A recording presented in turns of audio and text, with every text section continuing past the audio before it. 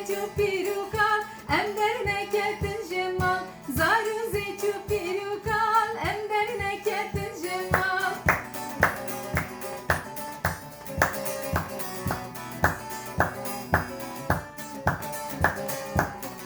Bixêr hatî salan û kendî xweşî gulgeşî Bixêr hatî salan û em bikenin dilgeşî Bixêr hatî salan û em bikenin dilgeşî Ken û xweşî gulgeşî Bixêr hatî salan û em bikenin dilgeşî Bixêr hatî salan û em bikenin dilgeşî Bixêr hatî salan û Bixêr hatî salan û Bixêr hatî salan û Bixêr hatî salan û Belê belê belê belê Bixêr hatî salan û Me got em çi bikin em çi bêjin em ça bikin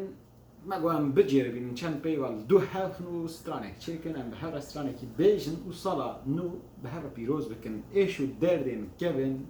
em hêdî dikin di sala nû da hemû biçin û em bi rûkî ken bi dilekî xweş bi hev re bin ev sal ji me re xweşiyê bîne em wekî berê wekî hergav di daweta da di şahiya da di rojên xweş da di hatin û çûyîna mêwandariya da em bi hev re bin û her tenme xweşî dibe para me hemûyên bi hev re ez hêvî dikim ev sal îdî cardin ti carî venegerê nekevê mala ti kesî ez hêviyê xwe bi vî awayî me xwest were parve bikim û tevî cûdî û evîn ez gotinê xwe li vê derê xilas dikim û derbasî bakê bibim Cudî, tu ji bo salan û çi dibêjî gula min? Ve sersala pîroz ve o belki dalava jême xweştir ve yani problemek nîn.